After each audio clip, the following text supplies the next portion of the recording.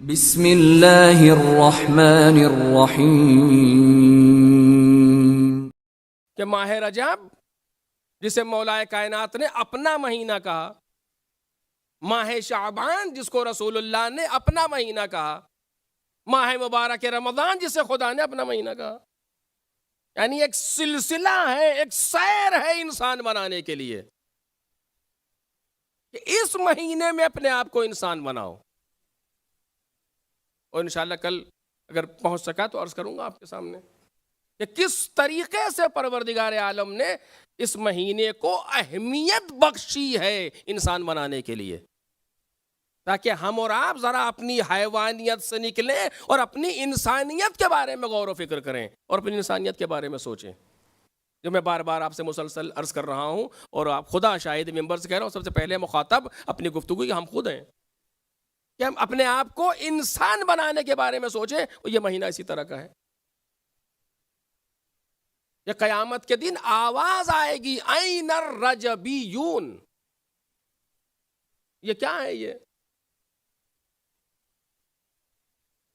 بس ایک جملہ آخر میں کہہ کر کے اور بات کو ختم کر رہا ہوں کہ آپ دیکھیے اس مہینے کو شروع کیا پروردگار عالم نے ولادت سے، جس سے کہ آج کی پہلی تاریخ امام کی ولادت.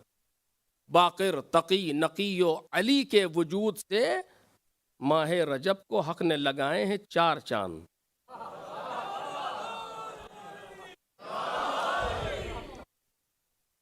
ایک کے بعد ایک ولادت ہے. کیوں آخر؟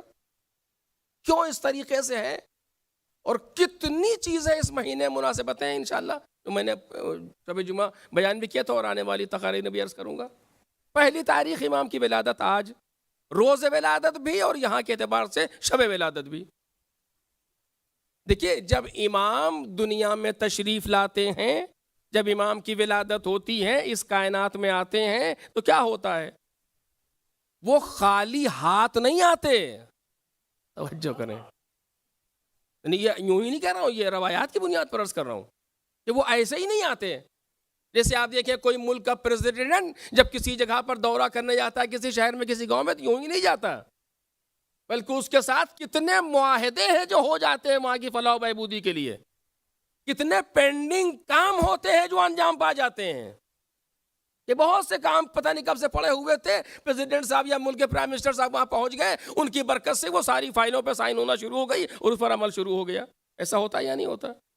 کتنے کام رکھے رہتے، رکو ان کا دورہ ہونے والا ہے، وہ آنے والے، تب یہ ہو جائے گا کام. یہ کتنے اس طرح کے کام ہوتے ہیں، پروردگار نے بھی اس طرح کیا ہے. اب یہ کتنے دن سے پڑا ہوا تھا، لیکن کسی کی آمد کا منتظر تھا کہ بالوں پر مل جائیں. ایک صلوات پڑھیں محمد اور آل محمد پر.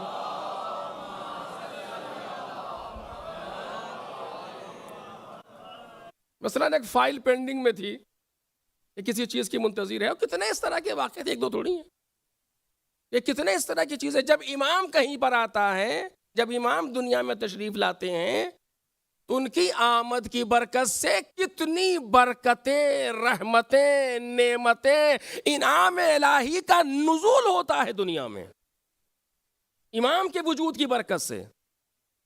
اور اس مہینے کو پروردگار عالم شروع کر رہا ہے امام کی آمد کے ذریعے سے، امام کی ولادت کے ذریعے سے، کہ مہینہ شروع ہوتے ہی برکتیں.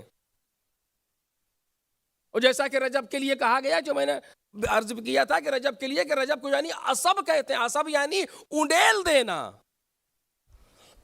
پروردگار عالم نے اپنی نعمتوں کو اس مہینے میں انڈیل دیا. کتنا وہ نااہل ہوگا وہ شخص جو اس مہینے میں انعام الہی کو نہ لے سکے. ولو ایک استغفار کے ذریعے سے، ولو ایک سنت روزے کے ذریعے سے، ولو ایک دعا کے ذریعے سے کچھ تو کر کے حاصل کرو. یعنی پروردگار منتظر ہے کہ تم ہلکی سی حرکت تو کرو تاکہ ہم برکت عطا کریں. ایک صلوات پڑھیں محمد اور آل محمد.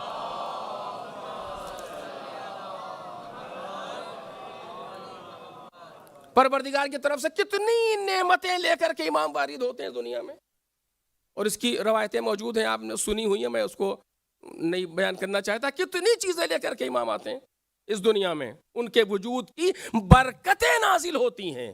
اور بس آخری جملہ اور یہ برکتیں، توجہ کیجئے، وہ برکتیں جو امام کے روز ولادت پر دنیا میں آئی تھیں، مثلا امام باقر سن 57 ہجری پہلی رجب کو دنیا میں آئے، یا امام علی نقی علیہ الصلوۃ والسلام 5 رجب یا 2 رجب یا 15 ذی الحج کو دنیا میں آئے 212 یا 214 ہجری میں، تو ان کی آمد پر، ان کے ولادت پر جو برکتوں کا نزول ہوا تھا، ہر سال انہی برکتوں کا پروردگار عالم تکرار کرتا ہے اس تاریخ میں۔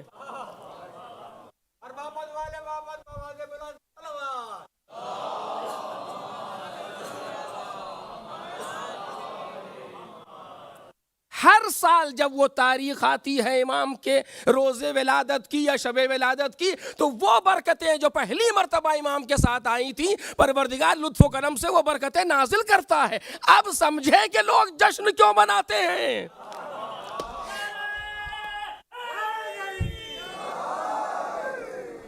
اب سمجھے کہ لوگ خوشی کا اظہار کیوں کرتے ہیں؟ جنہیں انعام ملتا ہے وہ خوش ہوتے ہیں۔